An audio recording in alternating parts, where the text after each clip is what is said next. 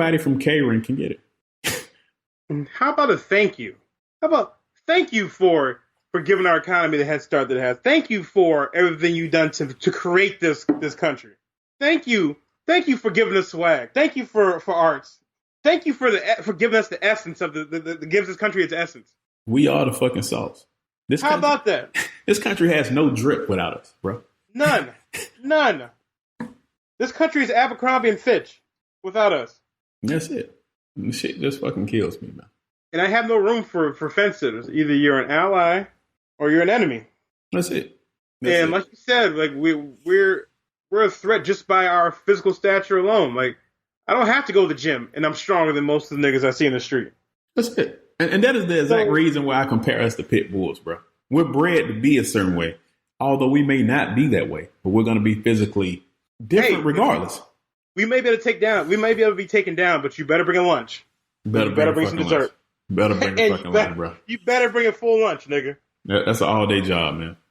That's an all-day fucking job. Goddamn, pack a full breakfast, lunch, and dinner. This shit ain't going down, man. And we are also resilient.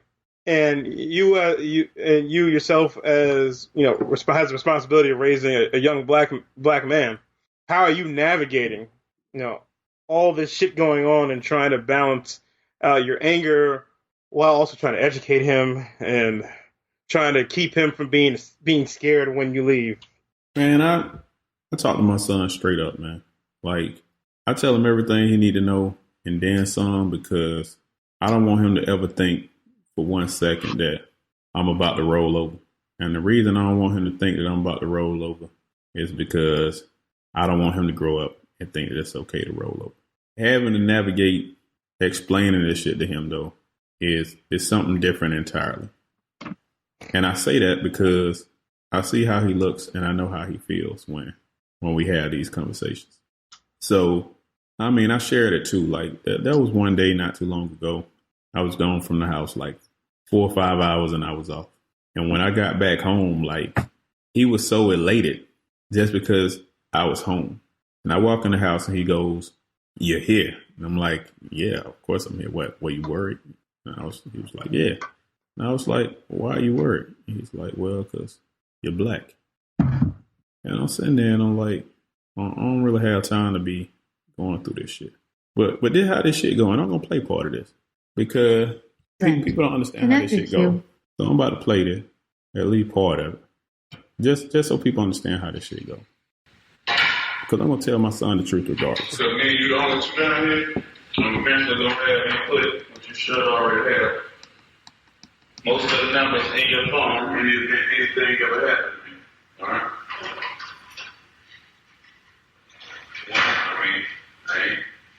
You know what it is? I'll sit down. I heard you better. But all you need to know is obviously, I have to call your mama in Green. I'll give you some local numbers against it if something happens to me, like I go to jail or something. But if you know you enough to know, I don't play no shit. Alright? So, straight up, I'm going to tell you this man to man. You have a man to man conversation. I'm sure you like to know, so you can get it up.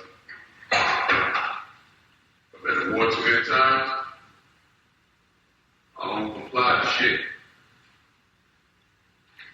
I never have any encounter with cops, especially because of my background, because of my background. They ain't put me in no fucking handcuffs, bro. We're gonna be shooting out. I'm gonna let them get that in. You know what that means. Alright? Times when there's a possibility I won't come back. Right? I don't go around starting trouble. I don't go around looking for the trouble. Right? But here's the thing, here's what I'm saying. You believe in some shit, you fight for it, alright? Don't let nobody tell you what it was. The reason I'm standing here right now and we have this house and everything else we have, because people came generations before us back on slavery and Jim Crow and everything else, and they fought and died for what they believed in. Alright? Sometimes that's what you gotta do, because ain't nobody gonna give it to you. They're gonna give us hell regardless. I'm not saying it's like something gonna happen to you. When you know the time we live in and how people act. Now, I'm just going to stop it right there. But the gist of the conversation was, cops, anybody fuck with me? Cops, anybody fuck with him? There's no conversations to be had. I'm not trying to explain to you why you shouldn't be kneeling on my neck. I ain't yelling out to no motherfucker that I can't breathe. We gonna go at it and one of us gonna go home. Because just like I told my mother, ironically, the cops are very good at apprehending people that are technically serial killers that kill a lot of people. If I got to kill enough motherfuckers to get a trial, then I just kill enough motherfuckers to get a trial. But what that means is I'm still breathing. All right. I told my son this straight up. His mother knows this. My mother knows this. Everybody that's around me know this. I ain't got time to be playing games. I'm absolutely livid on a level I can't even explain when it comes to having to explain this shit to my son. But what this has solidified for me and has surely driven home is that I'm going to drive the ball as far forward as possible so that he can hopefully not have to deal with as much of this when he get my age. Because I wouldn't want him to have to endure the stress that I deal with just behind this shit. This is the hardest shit in my life to fucking navigate. My son see the news. He know what's going on TV. He know, just like I said then, I don't play no shit. I definitely don't go looking for no violence. Explaining to a 12-year-old and having to watch him digest the fact that his dad may not come home simply because he was too dark for this country. It's some shit that just don't go over well with me. And more so in this case, because let me make sure I break this shit down and drive it home. Because motherfuckers need to understand this. My son was 3 months old. I went to Iraq for 18 months for this country. Turned around, came back, was at home for a year. No, not quite a year, about 8 months. Went back to Afghanistan for 6 months. Came back home for 6, turned around, went back to Afghanistan for 6 more. Met the homie Rich right before that deployment. Came back home, kicked it with his fam. Met a couple of people, worked my ass off. Probably a year that time after, back to Iraq. 6 months. Moved to Florida, got settled in for a year, 2014, late 2015, back to Iraq for 6 months. Come back home, 8 months, turned around, went back to Iraq, 6 months. My son is 12 years old, will be 13 years old this year. 5 to 7 years. Exactly. 5 to 7 years, probably more, of his life.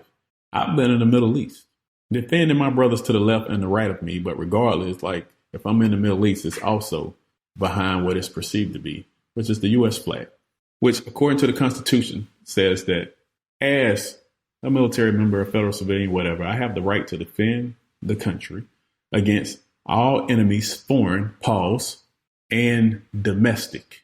It's what the oath says, against all enemies, foreign and domestic. If the cops aren't my enemy, if the system that oppresses my people is not the enemy, if people that stand in silence and allow it are not the enemy, I don't know who is. And let me ask you something about that and talk about as much as you're comfortable talking about on this question. And I've asked you this earlier today. There have been some politicians and namely the President of the United States and Senator Tom Cotton that has advocated and flirted with the idea of calling the United States military to police the streets in order to achieve law and order. From your perspective, what do you think would be the reaction to the military as a whole? And if you were in that situation, what would be some of the things that would go through your mind, and what would be a potential action that you would take? I mean, me personally, I'm probably about to take UCMJ action or a court martial, just because, like, I think what people forget is like how many minorities there are in the military, right? So like current military demographics against, across all branches is that the military is currently roughly about 57% Caucasian, 43% minorities. Mm-hmm. Right? The military does not exist without minorities. At the same time, the military is a smaller version of the U.S. at large. Okay. So you're going to have, and probably do have, plenty of racists in the military that will be ecstatic to be deployed. But you also have a lot of minorities in their units. This decision actually falls at the top of leadership. What this will tell you is what type of military commander you have. Would a military commander be okay deploying his troops domestically that are intended for war to perform the functions of a police force? Many of whom will be policing people that are among their demographic, family members, especially if you're deploying the guard, and people they can quite honestly relate to. I'm a veteran myself. I've had racial incidents inside and outside the military. I've had run-ins with the police for no other reason than being black while I was in the military. No one in the military is immune to it, no more than anybody outside the military is immune to it. The only difference is they treat you a little different when you're in uniform. And that's only because they see it in uniform. They still don't give a fuck about you if you're black. Point blank, period. Both inside and outside the military, I've been hit with the N-word while I was in the ranks and while I was outside the ranks. The reaction would be most soldiers would probably directly address their company, battalion, whoever their commander is, because it's up to him to make the decision to go against what would be a lawful order, supposedly, from the commander in chief, right? So you got to be the type of commander that says, fuck the government. Instead of doing what they want us to do, I'm going to do what's right. And people always think about, well, it got to be right if it's legal. All right, fuck the law. The law has never been more high ground. Jim Crow was legal. Holocaust was legal. The law is utilized for genocide all the time. The military collectively is already somewhat annoyed, especially minorities in the military. Why do you ask? Well, it goes back to what we was talking about earlier. The national anthem was not played at NFL games until after 9/11 as a recruiting tool. When Kaepernick started out protesting, he was sitting, not kneeling. Sitting, which technically was found to be more disrespectful. So it was actually a Caucasian Army Green Beret. Exactly. Army Ranger Green Beret who told him to kneel. Why? Because kneeling is a sign of respect in the military.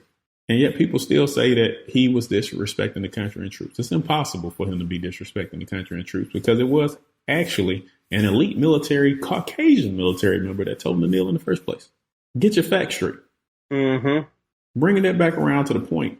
Yeah, 9/11 happened. Yeah, war happened. But people in this day and age, including the president of the United States, like to parade the military out as a show of force, as a tool to rally patriotism, as a weapon to brandish in front of people, as a way of saying, if you do something, then I'm going to come at you with overwhelming power, the mightiest military on God's green earth. Yeah. The reaction would almost certainly be instant division. Most would not go along with it. And I would like to think that most military commanders would just be like, hell no. And as you've already seen, people in Trump's administration don't agree with it. Specifically, the defense secretary. The previous defense secretary, Mad Dog Mattis himself, said such a thing as a result of years of immature leadership. And don't get me started on the many military commanders that are African Americans, that are generals that are minorities themselves, the generals and civilian minorities that run U.S. intelligence agencies. And I'm sure he wasn't calling Mad Dog Mattis because he's soft. Not even close. Right?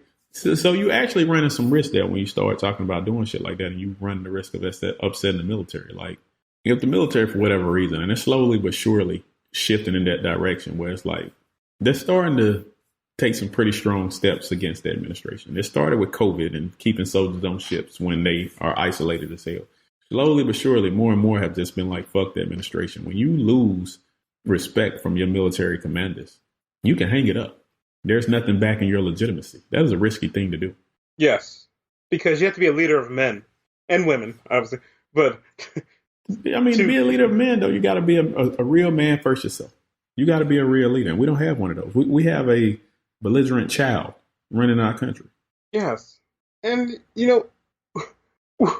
we like to invoke the name of the military in a lot of circumstances because it's one of those things where it's hard to question whatever your point is. If you say, oh, but I think about my friends in the military, whatever that, no. You can't hide behind the military to explain your prejudice, your racism, your lack of development. When you're not in the military, like, don't use the military, especially when you've never served in the military. You don't know how we feel. You can't speak for men who went out there. And in your case, fucking. Like we speak for ourselves, bro. Like we don't need for you to speak for us. We know how to speak just fine. 9/11 was a tragedy. I remember where I was during that day. I didn't watch 9/11 to think about, oh shit, I just hope only the black people were okay. Black people didn't come out saying, well, what about the black lives? We cared about everyone. And that shit kills me. And that's why fucking what Drew Brees said is so dangerous. When you start highlighting the service of one without highlighting the service of so